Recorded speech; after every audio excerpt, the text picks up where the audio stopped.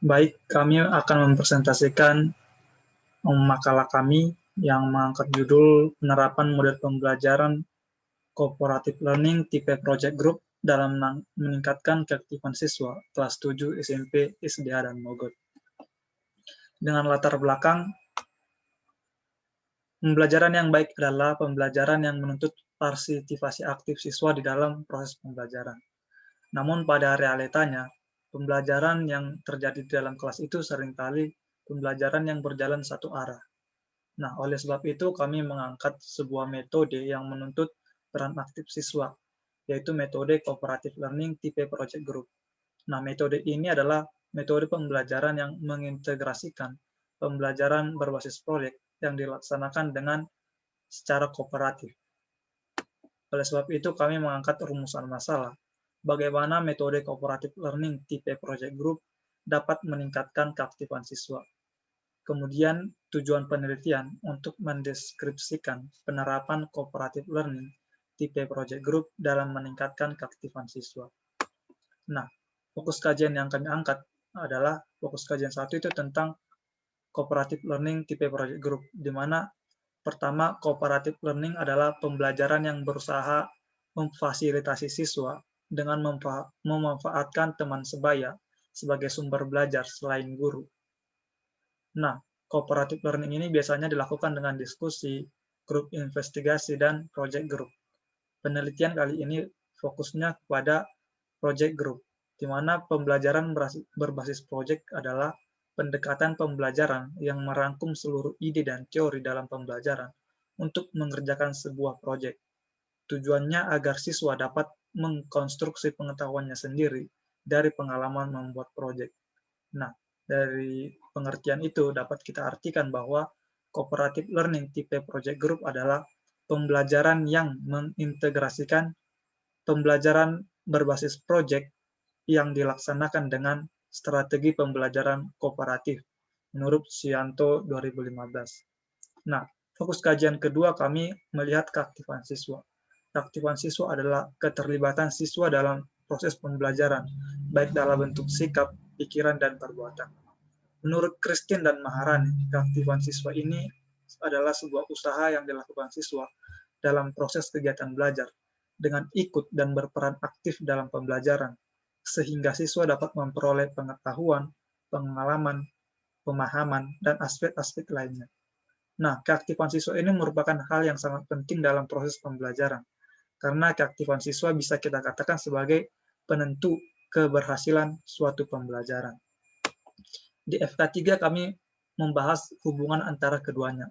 Nah, dalam pemecahan masalah, siswa akan mengkonstruksi pengetahuannya serta memberikan hasil pembelajaran. Maka dari itu siswa dituntut untuk aktif di dalam pembelajaran.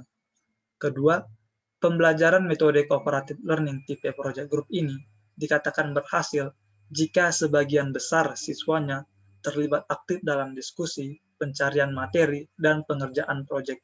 Atau dengan kata lain dapat kita katakan siswa harus aktif. Nah, keaktifan siswa dalam mengerjakan proyek dapat meningkatkan aspek lainnya, seperti kreativitas, rasa percaya diri, dan lain-lain. Pada fokus kajian keempat, kami menganalisa proyek grup apa yang cocok untuk diterapkan di sekolah. Nah, pembelajaran cooperative learning tipe project group ini harus dilakukan dengan beberapa macam alternatif atau pilihan yang dapat guru gunakan. Kami menyajikan atau memaparkan 3 contoh dari bentuk proyek. Yang pertama adalah penyusunan drama, penyusunan karya ilmiah atau paper, dan tugas praktik. Ini kami kaji karena sesuai dengan konteks siswa SMP, tidak terlalu sulit, tetapi masih dapat memberikan pengalaman belajar yang bermakna dan mampu untuk menjawab tujuan pembelajaran dari setiap pembelajaran yang dilakukan oleh guru. Kelima, kami mengkaji bagaimana penerapan cooperative learning tipe project group ini. Ada beberapa langkah. Yang pertama, connecting with the problem, yang dimana guru akan mempersiapkan atau merancang pembelajaran mulai dari masalah dan bagaimana proyek itu akan dilaksanakan dalam kelas. Kedua, setting the structure. Guru akan menjelaskan tugas dan tanggung jawab setiap kelompok. Yang ketiga, visiting the problem. Nah, di sini siswa akan mencari informasi mengenai masalah yang telah diberikan oleh guru. Kemudian keempat, revisiting the problem. Nah, siswa akan mencari informasi dari sumber lain, seperti internet dan guru sebagai fasilitator. Kemudian, produce the product. Nah, di sini siswa akan mengaplikasikan informasi yang telah dia kumpulkan di dalam mengerjakan proyeknya. Keenam, evaluation the product. Nah, di sini siswa akan mempresentasikan proyeknya, kemudian guru dan teman-teman di kelas akan memberikan evaluasi mengenai proyek yang telah mereka kerjakan. Nah, pembahasannya, pertama kami mengangkat bagaimana pentingnya keaktifan siswa. Output pembelajaran tidak akan berjalan baik jika siswa tidak aktif. Nah, cara melihat keaktifan siswa ada 4. Yang pertama, keaktifan siswa dalam mencari teori dari materi yang menjadi dasar dari materi yang ditugaskan. Keaktifan siswa dalam mengerjakan tugas di dalam kelompok. Keaktifan siswa dalam menanyakan tugas dari teman lain dan dapat diajak bekerja sama. Keempat, keaktifan siswa dalam mempresentasikan hasil pekerjaannya. Kemudian kelebihan dan kelemahan dari metode pembelajaran cooperative learning tipe project group. Kelebihannya untuk membantu siswa untuk mengerjakan keterampilan bekerja sama, berpikir kritis, kemampuan untuk memecahkan masalah, dan dapat mengkomunikasikan ide dengan baik. Selengkapnya di dalam paper kami membahas secara detail. Kemudian kelemahannya yaitu membutuhkan waktu yang lebih lama serta persiapan yang lebih matang, membutuhkan alat dan bahan yang banyak, serta siswa mungkin sulit untuk mengumpulkan informasi. Oleh sebab itu, guru harus mempersiapkan atau merancang metode pembelajaran ini dengan sangat matang.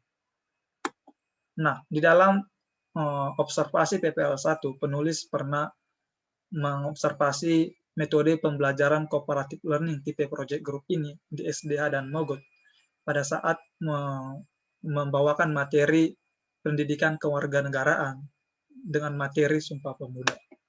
Nah, dalam proses pengerjaan proyek terdapat masalah-masalah yang dihadapi oleh siswa dan guru sehingga metode ini atau pengerjaan proyek tidak berjalan dengan ideal.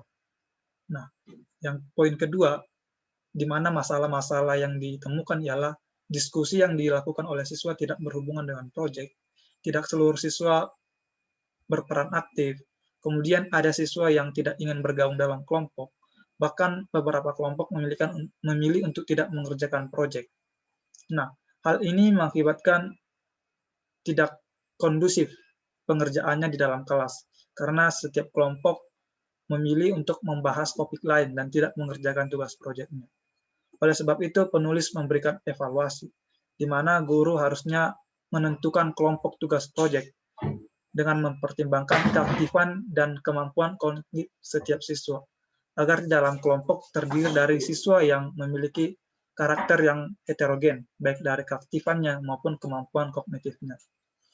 Nah, tujuannya ialah dengan memanfaatkan teman sebaya, di mana siswa yang aktif akan dapat mengajak temannya yang kurang aktif untuk berpartisipasi dalam pengerjaan proyek. Nah, guru di sini bertugas sebagai fasilitator, di mana guru akan memfasilitasi siswa dalam mengumpulkan informasi, menjawab kebingungan siswa, dan meminimalisir kemungkinan kelompok tidak melakukan tugasnya. Oleh sebab itu, guru perlu untuk mengunjungi setiap kelompok dalam kelas untuk memastikan semua kelompok mengerjakan tugas sesuai dengan tugas dan tanggung jawabnya. Nah, melihat masalah-masalah ini, guru perlu memahami bahwa natur siswa yang sudah jatuh dalam dosa, sehingga guru paham bahwa tidak selamanya metode yang kita ajarkan itu akan berjalan dengan sempurna atau ideal. Oleh sebab itu, guru harus memahami natur siswa, sehingga guru dibantu, yaitu perannya sebagai agen rekonsiliasi. Siswa memiliki gambar dan rupa Allah yang telah distorsi oleh dosa, tetapi gambar dan rupa itu tidak hilang. Itu artinya siswa masih memiliki potensi untuk mengalami keserupaan di dalam Kristus. karena pengorbanan Kristus telah menyelamatkan umat manusia dari dosa, menurut Rasilim 2019. Oleh sebab itu, guru dapat meneladani metode pengajaran yang dilakukan oleh Yesus ketika ia berinkarnasi ke bumi. Dalam metode pengajaran Yesus, dia tidak meminta orang lain atau muridnya untuk langsung mempercayainya, tetapi ia mendorong orang lain untuk berpikir dan menarik kesimpulan sendiri atas apa yang telah ia jelaskan. Nah, hal ini serupa dengan metode pembelajaran cooperative learning tipe project group, di mana guru tidak secara langsung menyimpulkan pembelajaran, tetapi menuntut peran aktif siswa untuk mengumpulkan informasi, sehingga dapat menyimpulkan sendiri dan tentunya dalam pengawasan guru. Nah, melihat begitu pentingnya metode cooperative learning tipe project group ini, kami mengaitkannya dengan teori konstruktivisme, di mana teori ini mengatakan bahwa otak manusia bekerja dengan cara memproses semua informasi yang masuk. Informasi yang baru masuk dikaitkan dengan informasi yang sudah ada dulu, yang sudah dimilikinya. Kemudian dikaitkan dengan sejumlah pengalaman, dan informasi itu akan membentuk pengetahuan baru. Nah, hal inilah yang ditekankan di dalam metode pembelajaran cooperative learning tipe project group, di mana siswa akan mengkonstruksi pengetahuannya sendiri dengan menerima ide yang baru dan mengaitkannya dengan pengalaman atau informasi yang sudah dimilikinya sebelumnya. Nah, oleh sebab itu kami menyimpulkan bahwa metode cooperative learning tipe project group dapat meningkatkan keaktifan siswa di dalam pembelajaran. Nah, yang saya highlight, hal ini bisa tercapai di mana guru harus mengimplementasikannya dengan langkah-langkah penerapan yang benar, mulai dari pemilihan proyek, penjelasan tugas proyek, pemilihan kelompok, guru menjadi fasilitator, dan kelompok memecahkan masalahnya, kemudian guru memberikan evaluasi terhadap proyek tersebut. Nah, oleh sebab itu kami menyarankan kepada guru untuk menggunakan metode cooperative learning tipe project group ini dalam kelas dalam rangka meningkatkan keaktifan siswa, dengan catatan memperhatikan langkah-langkah penerapannya dengan baik. Kami juga menyarankan untuk penelitian selanjutnya agar dapat memaparkan lebih banyak lagi atau lebih detail tentang jenis-jenis tugas proyek yang dapat digunakan oleh guru di berbagai jenjang pendidikan, mulai dari SD, SMP, dan SMA, dengan pembahasan yang detail sehingga mencakup langkah-langkah penerapannya. Ini akan menjadi referensi bagi guru di dalam menerapkan metode pembelajaran cooperative learning dalam rangka meningkatkan keaktifan siswa. Nah, sekian penjelasan dari kelompok kami. Terima kasih.